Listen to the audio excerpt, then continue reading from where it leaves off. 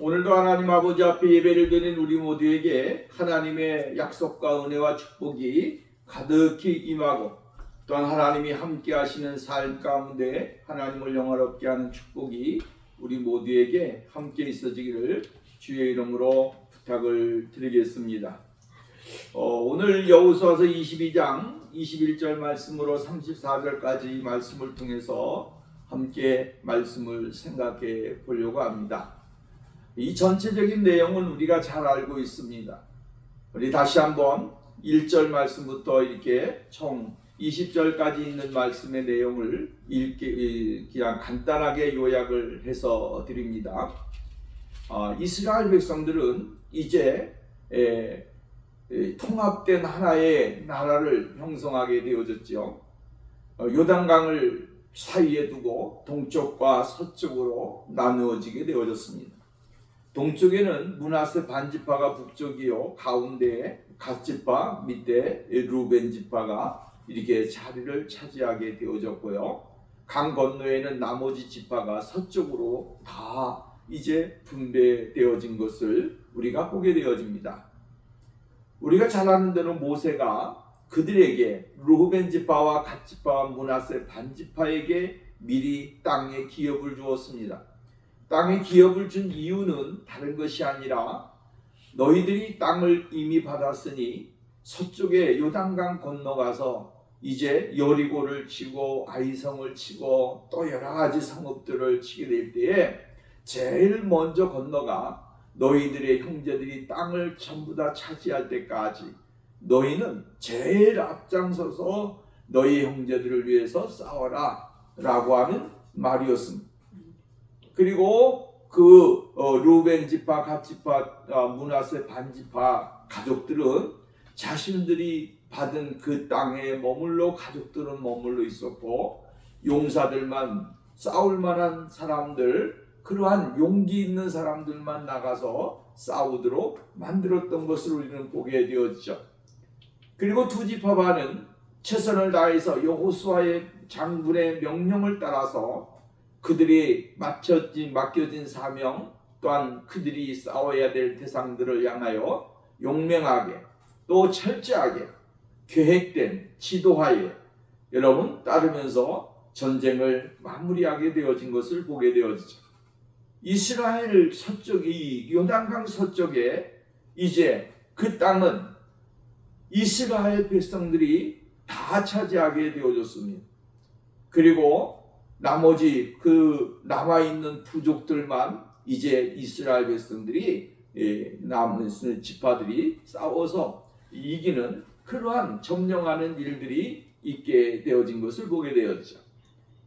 그리고 나서 이스라엘이 서쪽의 땅을 다 차지하고 이제 평안함을 얻었을 때에 여호수아는 이 동쪽에 있는 두 지파 반을 불러놓고 이야기하는 거예요. 너희들이 지금까지 형제를 위해서 수고하고 땀을 흘리고 애를 쓰고 또한 가족들과 떨어져 있으면서 얼마나 고생을 했느냐. 수고 많았다. 지금까지 너희들의 노고와 수고 정말로 하나님께서 크게 갚아주실 것이고 하나님의 은혜가 너희들의 삶에 풍성하게 임하게 되어질 것이라고 하는 축복의 말씀을 하게 되었죠. 그리고 그들에게 용기를 주고 위로를 주면서 마지막으로 이제 선물까지 줘가면서 너희는 다시 너희 땅으로 돌아가 너희 가족과 함께 하나님이 주신 축복을 누리면서 행복한 삶을 살아라 라고 이제 잘 마무리해서 돌려보냈다 라고 하는 거예요. 근데 두 지파반이 자기의 고향으로 가다가 요단강가에서 큰 제단을 쌓았다 라고 하는 것에서부터 잘 갔는데 마지막에 그 장면이 이스라엘 서쪽에 있는 형제들에게 들리게 되어졌고 그 형제들이 분을 내기 시작했다라고 하는 거죠. 이 분은 결국은 뭐냐면 하나님에게 받는 심판이 얼마나 무서운가를 알았기 때문에 그들은 그러한 분을 낼 수밖에 없었습니다. 이스라엘은 한 공동체인 이 공동체에서 어디 한 부분에서 문제가 생겼을 때에 거기에 파장되어지는 여파가 이루 말할 수가 없는 것이죠. 한 사람이 죄를 범했지만 그러나 이스라엘 전체 공동체에 임하는 아픔, 고통, 괴로움, 슬픔, 죽음 이것이 너무나 크기 때문에 그들은 이것을 하나님 앞에 죄를 짓지 아니할까라고 하는 걱정과 염려가 가득하게 되어졌습니다. 그래서 제사장 엘르아사의 아들 비느하스를 단장으로 하여 또한 그 부족들 가운데 수령들 대표로 해서 이제 이스라엘 동쪽에 있는 루벤 지파, 갓 지파, 므낫세 반 지파가 큰 제단을 쌓은 곳까지 이제 가게 되어지죠. 그리고 가서 이제 그들이 어떠한 일을 했는지에 대하여 아주 상세하게 조사를 하게 되어지는 장면이 오늘 22장 전체의 내용 중에 이 앞장의 앞절까지의 내용입니다. 이제 21절 말씀부터 34절까지의 말씀은 뭐냐면 자초지정을 듣는 것이에요. 우리가 왜 이러한 일을 행했는가? 왜 우리가 이러한 일을 행해서 이러한 제단을 쌓았는가라고 하는 것에 대하여 이제 설명을 하고 또한 해명을 하는 장면이 오늘 여기에 나와 있는 것을 보게 되어지죠. 갈등이라고 하는 것은 결국은 여러분 그것을 풀 수 있는 방법은 그것이 왜 이루어졌는가, 어떻게 이루어졌는가 그러한 이유를 분명하게 들을 때에 거기에 정말 부여되어져 있는 오해와 모습들을 다시 한번 해결할 수 있게 되어집니다. 그리고 우리가 잘 아는 대로 성경에 보니까 오해가 풀리고 이렇게 되어짐으로 인해서 이스라엘 전체 백성들이 함께 뭐가 됐다? 기뻐하고 즐거워하고 행복한 모습으로 마무리를 짓는 장면이 나와 있다라고 하는 것이죠. 오늘 여러분, 오늘 우리가 이 세상을 살면서 참 중요하게 생각해야 될 부분들이 바로 이러한 것이다 라고 하는 것이죠. 무작정 내가 어떠한 일을 행하기 때문에 그것이 정당화되어진다라고 하는 것은 그것은 아니다라고 하는 것입니다. 어떤 일을 행하게 될 때 그것이 왜 해야 되는지에 대한 설명이 이루어지지 아니하면 그것은 잘못된 것입니다. 다른 사람들에게 손가락질을 하고 다른 사람들에게 여러분 비방을 하기 전에 먼저 내가 한 것에 대한 책임과 내가 행하지 못한 것에 대한 그러한 불편한 것을 고백하면서 나가야 된다라고 하는 것이죠. 이스라엘 백성들은 서쪽 동쪽에 있는 두 지파반은 이렇게 큰 제단을 쌓기 전에 먼저 서쪽에 있는 그러한 예배당이 있지 않습니까? 실로에 있는 제단이 있는데 그 제단을 중심으로 해야 이스라엘 백성들은 다 모여서 하나님 앞에 예배를 드려야 되고 그 한 곳에 있는 제단을 통해서 하나님의 역사가 나타나게 되어진 것을 볼 수가 있게 되어져요. 그런데 그들이 다른 제단을 큰 제단을 쌓았다. 누가 봐도 정말로 저것은 목적이 있는 것 같고 저것은 그들의 쌓은 것은 정말로 하나님 앞에 죄를 짓는 것이고 이스라엘에 반하는 행동같이 보여졌다라고 하는 거예요.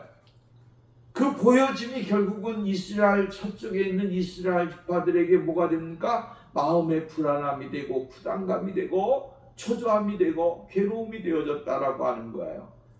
이것은 동쪽에 있는 두 지파반이 서쪽에 있는 지파들에게 서로가 상의하지 아니하고 대화하지 않았기 때문에 생겨난 일이었다라고 하는 것이죠. 만약에 그들이 가기 전에 이러한 생각을 했더라고 한다면 미리 이러한 일이 있을 것인데 두려워하지 말고 염려하지 마세요. 이것은 이러한 목적으로 저러한 목적으로 우리가 하나님 앞에 행하는 어떠한 예식이 될 것입니다 라고 이야기했다고 한다면 아니 그것을 또 그렇게 못했을지라도 그것을 제단을 쌓기 전에 먼저 사신을 보내서 이러한 일이 있을 테니까 염려하지 말고 불안해하지 마세요라고 하는 그러한 어떤 조치를 취했더라고 한다면 이스라엘 백성들은 거기에 대해서 동요하지 않았고 하나님 앞에 다 같이 함께 기쁨을 나누는 그러한 일들이 일어나게 되었을 것이다 라고 하는 말씀입니다.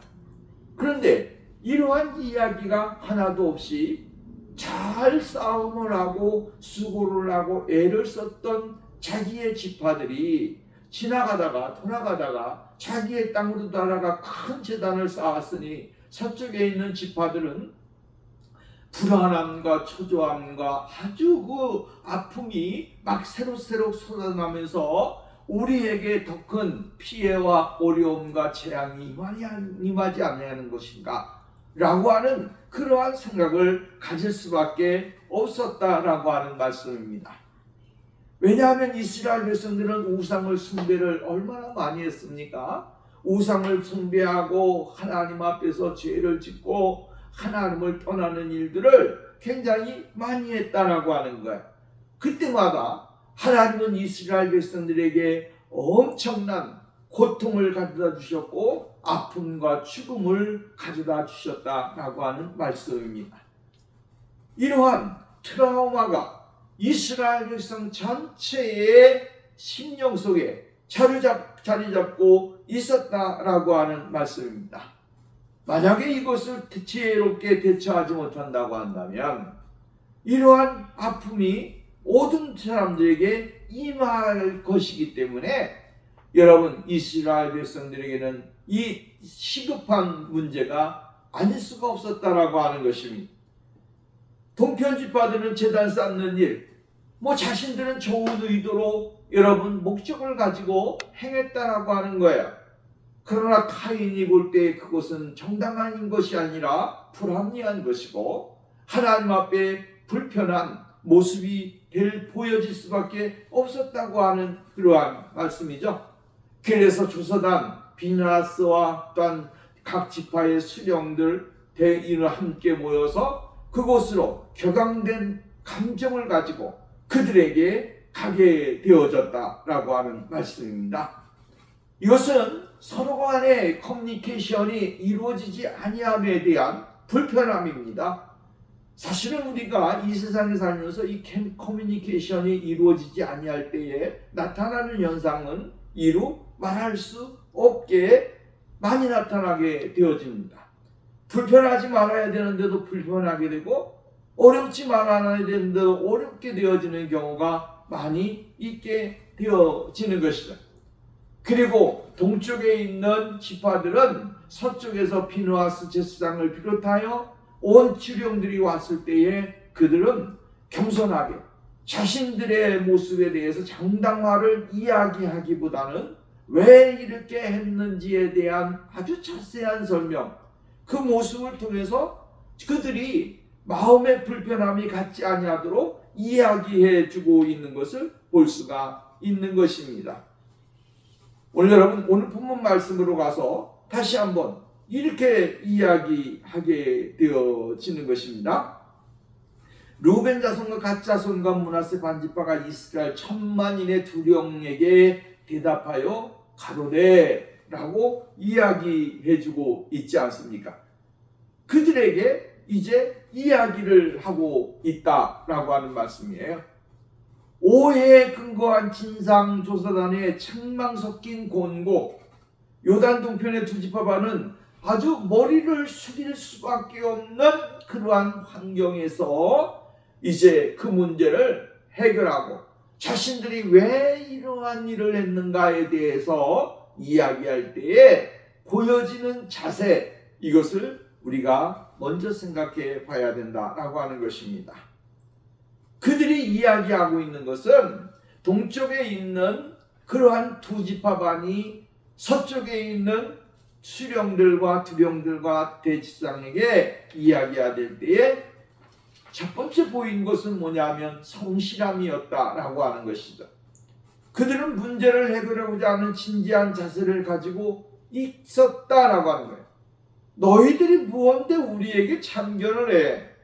니네들이 뭔데 우리들이 행하는 일에 나서라고 이야기하는 그러한 불편 섞인 말을 하는 것이 아니고 마음을 가진 것이 아니다라고 하는 것입니다. 그들은 마음속에 성실함, 그 성실함을 이제 이야기해주고 있다라고 하는 것이죠. 문제를 가볍게 보거나 문제를 무시하거나 이러지 않았다라고 하는 말씀입니다. 22절 말씀부터 29절까지 계속 이어지는 진지하고 간곡한 해명의 내용에서 그들의 무엇을 볼 수 있느냐 하면 그들의 성실함을 볼 수가 있다라고 하는 것이죠. 그들의 이 같은 성실한 해명의 자세가 문제를 원만하게 해결하는 데 큰 역할을 감당했다라고 하는 것이죠. 자신들이 옳다고 생각했음에도 불구하고 다른 사람들이 오해에 대하여 냉소적인 반응을 보이지 않았다라고 하는 거예요. 결국 이러한 성실한 해명 자세가 어떠한 선한 결말을 가져왔는지 우리는 성경에 나와 있는 그대로를 볼 수가 있게 되어집니다. 자신이 취한 행동과 그로 말미암아 나타난 결과가 충분히 오해와 우려를 일으킬 수 있는 소지가 있다면 그 문제에 대하여 성실한 해명을 해야 된다라고 하는 말씀. 이것이 부족할 때에 뭐가 되는 것입니까? 다툼이 나오고 싸움이 나오고 분쟁이 나오고 서로가 여러분 정말 아픔을 가져다주는 그러한 일들이 생겨나게 되어진다라고 하는 것이죠. 최선을 다하여 자신의 본래의 의도를 진지하게 전달함으로써 문제를 해결하는 자세, 이러한 자세를 우리가 가져야 된다라고 하는 것입니다. 특별히 교회 안에서 발생하는 형제들의 오해에 대해서는 공동체의 화목을 위해 더욱 힘을 쏟아가지고 성실한 해명의 자세가 있어야 되는 것입니다. 다른 사람의 말을 귀담아 들어야 되는 것입니다. 다른 사람의 말을 귀담아 듣지 아니하면 그것은 오해의 소지가 분명 있게 되어진다라고 하는 것입니다. 거기에 오늘 우리가 성실한 해명의 자세가 필요한 이유는 대부분의 교회의 경우 오해가 생기는 것은 그만한 이유가 있었기 때문이다라고 하는 거예요.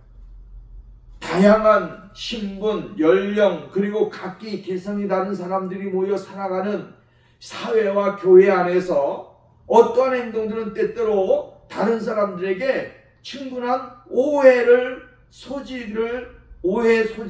소지가 될 수 있게 되어짐을 우리는 발견해야 되는 것이죠.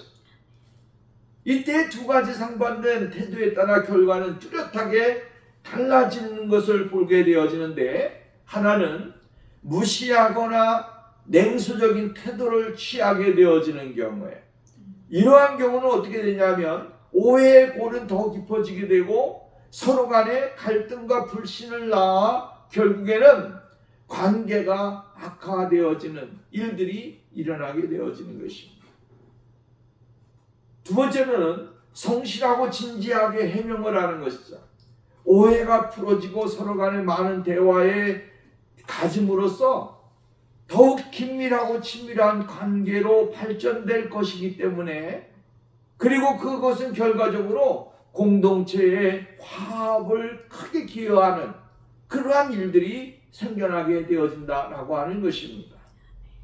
오늘 여러분, 서로가 대화하지 아니하고 서로가 성실함이 없게 되어진다고 한다면 거기에는 아주 갈등의 깊은 골이 우리의 삶 가운데 나타날 수밖에 없다라고 하는 것입니다.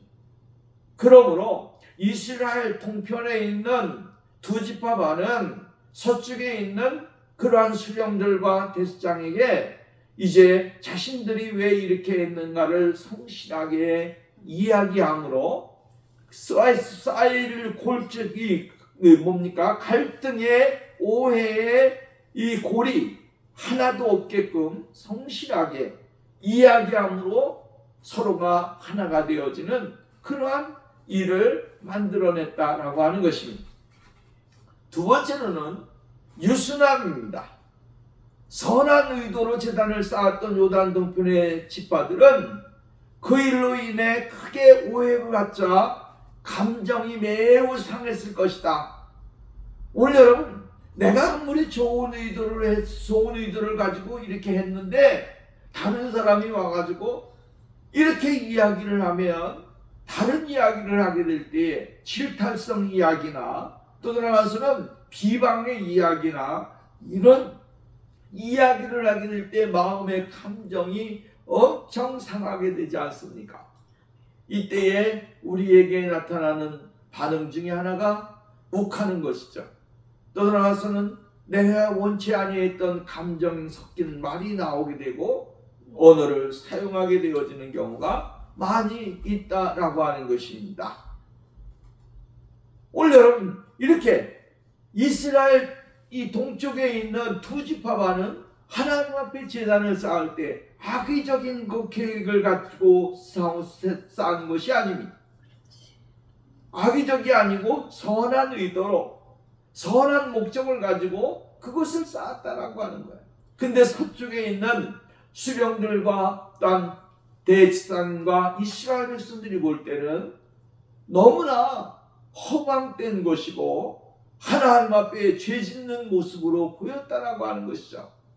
그리고 쫓아와서 이제 두 지파반을 향하여 질타를 하게 되어지는 것을 보게 되어집니다. 이러한 상황인데도 불구하고 이 두 지파반은 자기의 어떠한 격앙된 감정이나 격앙된 모습으로 대화를 하는 것이 아니라 유순한 대답 말로서 그들에게 설명을 하고 그들의 마음을 안정시키게 되어지는 것을 우리는 볼 수가 있다라고 하는 것입니다. 우리는 이제 서쪽에 있는 지파들 대지상이 와가지고 책망을 할 때에 바알부올이라고 하는 바알부올의 사건, 그리고 아간의 사건을 비유하면서 이스라엘 동쪽에 있는 그 지파들에게 책망을 했던 사건들을 우리는 22장 17절과 20절 말씀에서 이렇게 말을 하게 되어진 것을 볼 수가 있죠. 근데 이 말을 들었을 때에 마음이 얼마나 상했겠습니까? 여러분, 이 사건은 이스라엘 백성들에게 아주 치명적인 사건이었고 아픔이었어요. 근데 지금 현재 우리들이 하는 일이 곧 그들의 하는 일과 똑같이 비교가 되어지고 거기에 비유를 해서 이야기를 하게 될 때에 얼마나 마음이 상하고 또 나아가서는 상처가 되었겠습니까? 더군다나 이들은 서쪽에 있는 형제들을 위해서 자신들의 몸과 자신들의 삶과 자신들의 가족과 이러한 모든 것을 다 뒤로하고 오직 형제들만을 위해서 싸웠고 5, 6년 동안 끊임없이 전쟁을 하면서 자신들의 형제들이 평안한 안식에 들어가는 평안한 삶을 살기 위해 얼마나 하나님 앞에 충성하고 헌신을 했습니까? 그런데 어느 날 갑자기 자신들이 행하는 것에 대하여 서쪽에서 달려와 가지고 자신들을 질타할 때에 받는 충격은 이루 말할 수 없었을 것이고 자신들의 명예가 하루아침에 땅바닥에 떨어지는 그러한 일들을 경험하게 되었을 것이다 라고 하는 말씀입니다. 우리는 최대한의 이러한 환경이지만 두 지파반은 그들을 굉장히 존경하고 예의가 있는 그러한 모습으로서 그들에게 태도를 보이고 해명을 하는 그러한 모습을 우리는 볼 수가 있게 되어집니다. 거기에서 우리가 발견할 수 있는 것은 딱 한 가지, 두 가지로 이렇게 이야기를 했습니다. 깁니다만 하나는 뭐냐면 왜 이렇게 했느냐? 그것은 하나님이 우리들에게 베풀으신 은혜가 무엇인지를 알게 하기 위해서다라고 이야기했어요. 두 번째, 왜 이렇게 했느냐?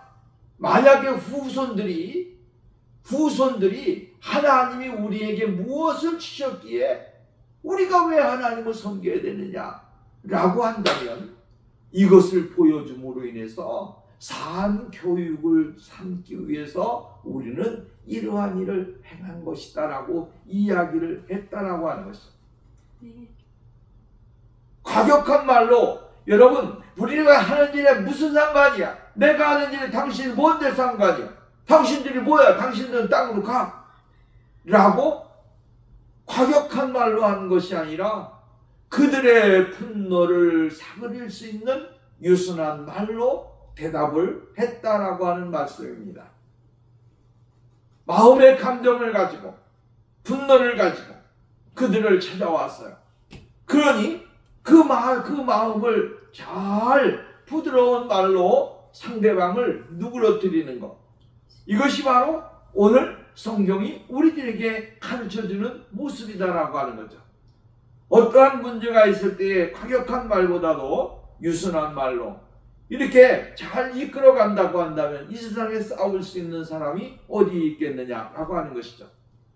잠언서를 통해서 우리들에게 이야기합니다. 유순한 대답은 분노를 시게 하여도 과격한 말을 노를 격동하느니라. 잠언서 16장 24절 말씀을 보니까 선한 말은 꿀송이 같아서 마음에 달고 뼈에 양약이 되느니라라고 이야기합니다. 사랑하는 여러분, 우리 모두가 어떠한 사건에 있을 때에 두 가지를 우리는 잊지 말아야 됩니다. 하나는 성실함으로 대답하는 것이고요. 성실함으로 어떠한 사건에 대하여 이야기할 때에 그 사건이 비로소 사람들의 마음과 생각을 감동을 주는 그러한 일이 일어나게 되어요. 두 번째로는 유순한 말이에요. 선한 말, 부드러운 말을 통해서 그들과 함께 이야기를 하고 대화를 할 때에 거기에 하나님께서 함께 하셔서 은혜를 누릴 수 있도록 만들어 주신다라고 하는 말씀입니다. 그 두 번째로 보면 그들은 하나님 앞에서 떳떳하게 결백을 주장하게 되어지는 것을 볼 수가 있지요. 22절 23절입니다. 전능하신 자 하나님 여호와, 전능하신 자 하나님 여호와께서 아시나니 라고 이야기합니다. 전능하신 자 하나님 여호와, 전능하신 자 하나님 여호와께서 라고 이야기를 해주고 있습니다. 이 하나님 앞에서 우리를 범죄하였다고 한다면 우리를 구원하지 마시옵소서 라고 이야기합니다. 우리가 범죄했다고 한다면 우리를 패역하거나 범죄함이 있거든 주는 오늘날 우리를 구원하지 마시옵소서. 우리를 하나님의 은혜 속에 거하지 못하게 해달라고 하는 이야기예요. 두 번째 이야기는 23절 보십시오. 여호와를 쫓지 아니하려 함이거나 혹시 이 위에 번제나 소제를 드리려 함이거나 혹시 화목제물을 드리려 함이거든 여호와는 친히 벌하시옵소서라고 이야기합니다. 이 말은 하나님 외에 어떠한 것에 다른 것에 번제를 드리거나 다른 것에 목적을 가지고 화목제를 드리려고 하는 그러한 뜻이 있었다고 한다면 하나님 우리에게 천벌을 내리시옵소서, 친히 벌을 내리시옵소서라고 이야기를 해주고 있습니다. 다시 말한다면 이 말 속에서 우리가 발견할 수 있는 것은 하나님 앞에서 자신들은 뭐하다? 떳떳하다라고 하는 거예요. 불의가 없고 떠나서 어떠한 이상한 생각과 마음을 품지 않았다라고 이야기했어요. 전능하신 자 하나님 여호와께서 아신다. 하나님이 아신다라고 이야기를 해주고 있는 것이죠. 자신들의 행위가 거짓이라고 한다면 하나님은 자신들을 구원해 주시지 말고 천벌을 내려달라고 기도를 하고 있습니다. 요구를 하고 있습니다. 여기서 우리가 그들을 이 말씀을 통해서 발견할 수 있는 것은 뭡니까? 지금 이들은 하나님을 두려워하는 믿음, 하나님을 두려워하는 신앙, 하나님을 두려워하는 사슬을 가지고 있었다라고 하는 사실을 깨닫게 되어지는 것입니다. 마음을 숨기고 증거를 추적함으로 사람들을 속일 수는 있습니다. 이러한 일들이 얼마나 많이 있습니까? 사람들이 소근소근거리고 그것을 숨기고 조작을 하고 사람들을 속이면서 많은 일들을 행하게 되어지는데, 그러나 중요한 것이 있습니다. 그것이 뭐냐면 사람은 속일 수가 있고 사람들에게 거짓말을 할 수가 있고 사람들을 여러분 속아 넘어가게끔 말을 할 수가 있고 행동을 할 수가 있어요. 그런데 중요한 것은 우리의 마음속 깊은 곳까지 심령을 감찰하시는 하나님은 절대로 우리가 속일 수가 없다라고 하는 거예요. 그러니까 하나님 앞에서 정직함이나 하나님 앞에서 솔직함은 곧 하나님이 인정하시는 모습이다라고 이야기를 해주고 있는 거예요. 그렇기 때문에 이들은 사람들 앞에서 떳떳하기 전에 먼저 어디에서 하나님 앞에서 떳떳해야 됨을 우리들에게 가르쳐주고 있는 것입니다. 하나님 앞에 떳떳한 사람이 세상 사람들 앞에 무엇이 부끄러울 것이 있겠습니까? 하나님 앞에서 정직한데 세상에 부정직할 게 뭐가 있겠습니까? 하나님 앞에서 하나님이 보시기에 존귀한데 세상 앞에서 무엇이 여러분 떨림이 있겠습니까? 오늘 우리가 하나님 앞에서 정직함, 떳떳함이 곧 세상을 향하여 담대함이 되어지고 하나님이 요구하시는 믿음의 자리에 나가는 사람이 되어질 수가 있다라고 하는 거예요. 한 사람들에게는 인정을 받지만 하나님 앞에 인정을 받지 못한다고 한다면 그는 위선자가 되어질 수밖에 없는 거 아니겠습니까? 사람들에게 인정함을 받는 것도 중요하지만 더욱더 중요한 것은 하나님에게 인정받고 하나님이 함께 하실 그 은혜의 자리에 나가는 거예요.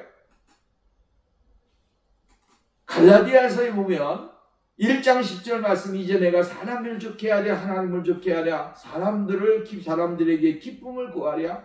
내가 지금까지 사람의 기쁨을 구하는 것이었다면 그리스도의 종이 아니라고 바울은 분명하게 이야기를 해주고 있습니다. 하나님께 인정받고 떳떳하기 위해서는 겉으로 드러나는 부분만 아니라 보이지 않는 부분까지라도 진실해야 되고 정직해야 되고 성실해야 된다라고 하는 거예요. 믿는 사람들이 도덕성과 윤리성이 믿지 않는 사람들보다 더 탁월해야 바로 여러분 주님이 우리들에게 요구하시는 것을 이루는 삶이에요. 너희는 세상의 소금이니라, 너희는 세상의 빛이라고 이야기하셨던 주님이 그 모습을 우리가 본받으면서 생활을 하게 되어지는 거죠. 우리들의 삶의 행실을 세상 사람들에게 나타나고 세상 사람들에게 보여줌으로 인하여 그들이 하나님의 존귀하심을 알게 되고 깨닫게 되어지는 그 자리에 나가게 되어진다라고 하는 것입니다. 이것이 곧 하나님이 우리들에게 요구하시는 모습인 것이죠. 그래서 자신들의 목적을 솔직하게 털어놓게 되어지는 거예요. 제단을 왜 쌓았는가? 왜 이러한 일들을 행했는가라고 이야기하게 될 때에 24절 이하의 말씀에 이제 29절까지가 나타나게 되어지는 것을 볼 수가 있게 되어지는 것입니다. 신앙이라고 하는 것은 어떠한 계승은 점점 가면 갈수록 흐릿해지는 것이에요. 내가 만난 하나님, 내가 믿는 하나님은 전지전능하신 하나님이요 능력이 무한하신 하나님이라고 하는 것을 우리는 경험을 통해서, 체험을 통해서, 삶을 통해서 알게 되어지죠. 믿게 되어지죠. 근데 시대가 흐르다 보면 여러분 점점 무엇이 되냐면 신앙이 세속화되어지고 타락해 가고 하나님의 진리를 모르는 시대로 바뀌어 간다라고 하는 거예요. 여러분 이러한 일들은 오늘날 이 시대에 얼마나 많이 나타나고 있느냐라고 하는 것이죠. 믿음이 좋았던 신앙인들의 신앙이 계승되지 아니하고 점점 가면 갈수록 세속화되어지고 하나님의 교회를 떠나게 되고 믿음의 진리 가운데 거하지 아니하는 일들이 얼마나 많이 있느냐라고 하는 거예요. 그들을 위해서 하나님이 우리에게 무엇을 하셨습니까? 라고 한다면 분명히 하나님은 이러한 일들을 행하셨다라고 하는 것을 가르쳐주기 위한 목적, 어떤 그 수단으로 사용하기 위해서 이러한 일을 해냈다라고 이야기를 해주고 있는 것입니다. 신앙의 계승이, 그래서 여러분 우리는 신명기서나 이러한 성경 말씀을 보면서 하나님께서 왜 이스라엘 백성들에게 하나님의 말씀을 손바닥에 새기고 손목에 묶어서 그들로 말미암아 묵상하고 외우게 하고 이렇게 하게 했느냐라고 하는 거죠. 신앙의 계승이 얼마나 중요하고 신앙의 여러분 전통성을 이어가는 게 얼마나 중요한지를 분명하게 가르쳐주고 있는 거예요. 하나님의 말씀이 사라지게 되어질 때 우리의 신앙의 계보는 점점 타락하게 되어질 수도 있다라고 하는 것. 그것을 이루기 위해서 그들은 이러한 일들을 행하게 되어졌다라고 하는 것입니다. 하나님은 살아계신 하나님, 능력이 많으신 하나님이시다라고 하는 것을 후손들에게 알려주기 위해서다라고 하는 것입니다. 이러한 이야기가 전부 다 되고 나니까 그 다음에는 뭐라고 이야기하냐면 우리가 30절 말씀으로 넘어가서 말씀을 생각해 봅니다. 30절 말씀으로 가서 보면 이렇게 이야기합니다. 비느하스 제사장과 함께 간 공동체의 지도자들과 이스라엘 군부대의 지휘관들은 르우벤 지파와 갓 지파, 므낫세 지파 사람들이 하는 말을 듣고 고개를 끄덕였다. 그것도 그럴 법하다고 여겼기 때문이다. 엘르아살 제사장의 아들 비느하스가 르우벤 지파와 갓 지파와 므낫세 지파 사람들에게 그래요. 여호와께서 우리 가운데 계시다는 것을 이제 알겠어. 우리는 당신들이 여호와를 배신하지도 않았다는 것을 깨달았어. 당신들이 여호와께 등 돌리지 않았으므로 우리에게 아무런 일도 벌어지지 않겠지요. 여기에서 보면 이들을 통하여 자신들이 받을 해가 걱정이 됐고 염려가 됐다는 것을 분명하게 암시해주고 있어요. 그래요. 바로 당신들이 우리 이스라엘을 건져서 여호와께서 우리를 내치실 텐데 당신들이 우리를 구하였어. 이렇게 말을 하고 엘르아살과 제사장의 아들 비느하스와 백성들의 지도자들은 르우벤 지파와 갓 지파 사람들을 떠나 이스라엘 백성이 있는 곳으로 되돌아갔어요.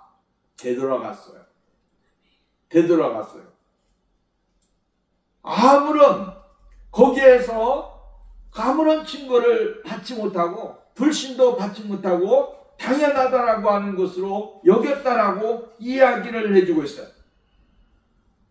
그리고 33절 말씀에 보면 사정이 이렇게 되었다는 이야기를 들은 이스라엘 사람들은 흐뭇해하면서 하나님을 찬양하고는 군대를 소집하여 르우벤 지파와 갓 지파와 사람들이 살고 있는 땅으로 쳐들어가 쓸어버리자 이야기를 다시는 입 밖에 내지도 않았다라고 이야기했어요. 그러니까 갈등이 다 회수가 되어지는 거죠. 이것이 곧 하나님이 우리들에게 요구하는 거예요. 이것이 곧 하나님의 백성들에게 요구하는 그 모습이다라고 하는 것입니다. 진상조사단이 이제 서쪽으로 돌아와서 모든 지파들을 모아놓고 이렇게 이야기를 한 거예요.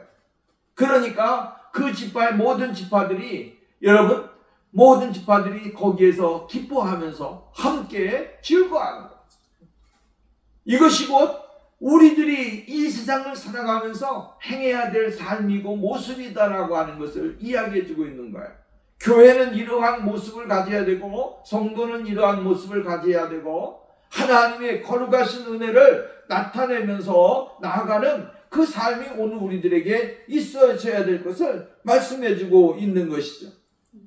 우리가 가서 저들을 물리치고 그냥 하나님 앞에 범죄한 사람들 때려잡자라고 하는 강력한 이야기를 하는 사람이 한 사람도 없고 이제는 그들이 행한 것에 우리가 오해를 했구나. 다시는 그러지 말아야겠다. 그들이 행한 일에 대하여 인정을 해주고 하나님 앞에 같이 감사의 영광을 돌리는 그 모습을 보게 되어진다라고 하는 거예요. 34절 말씀 마지막 줄 보면 르우벤 지파와 갓 지파 사람들은 이 제단이야말로 강 건너 동쪽 동쪽에 사는 우리 강 건너 서쪽에 사는 형제 곧 이스라엘 사이에 여호와야말로 참 하나님이시라고 하는 것을 증언한 증거물이었다라고 말하면서 그 제단을 증거라는 뜻으로 옛이라고 하였다. 이렇게 이야기합니다. 옛이라고 하는 말이 증거라고 하는 말이에요. 그러니까 이 증거가 결국은 이스라엘 동쪽에 있는 형제들에게 서쪽에 있는 형제들에게 뭐가 되는 거예요? 증거가 돼요. 하나님은 참 하나님이시고 예수 그리스도는 참 예수 그리스도시고 우리의 구원자시고 우리의 생명이시고 우리의 능력이시고 우리에게 영원한 하나님의 나라를 주시는 영생의 구원자다라고 하는 증거를 삼는 그 은혜가 여기에 있는 것입니다. 그래서 이스라엘 백성들은 어디에 가든지 무엇을 했어요? 기념비를 세웠지 않습니다. 요단강을 건너서 우리가 잘 아는 대로 그들은 하나님 앞에 여러분 이 기념비를 세우지 않았어요. 기념비를 세워서 이스라엘 백성들을 하나님이 불가능한 가운데 가능하게 건너게 하셨다. 기념비를 세웠어요. 그 기념비가 곧 하나님의 구원의 역사요, 은혜요, 축복이에요. 오늘 증거, 이 예시라고 하는 증거라고 하는 이 말은 곧 예수 그리스도 거룩하신 은혜가 곧 우리에게 영원한 생명이고 축복이라고 하는 사실을 가르쳐주고 있는 것입니다. 오늘 우리 모두가 그리스도 안에서 하나가 되어지는 동거가 형제가 서로 동거하며 연합하며 얼마나 아름답고 귀한 것이냐라고 시편 기자가 이야기했듯이 하나님이 원하시는 그 모습을 가지고 날마다 하나님 앞에서 올바로 사는 복 있는 생활이 우리에게 있어져야 될 줄로 믿습니다. 기도합니다. 거룩하시고 자비로우신 하나님 아버지, 주님의 은혜를 감사합니다. 주의 성령이 우리와 함께 하시고 하나님이 원하시는 믿음, 은혜, 충만한 삶이 되게 하였소서. 이 마지막 때에 정말로 세상의 아름다움과 빛의 삶을 살아가는 우리의 신앙의 모습이 되게 하옵소서. 하나님 앞에서 정직하고 진실한 삶이 되게 하시고 십자가 앞에 늘 우리의 자신을 내려놓을 수 있는 거룩함이 있게 하옵소서. 예수님의 이름으로 기도하옵나이다. 아멘.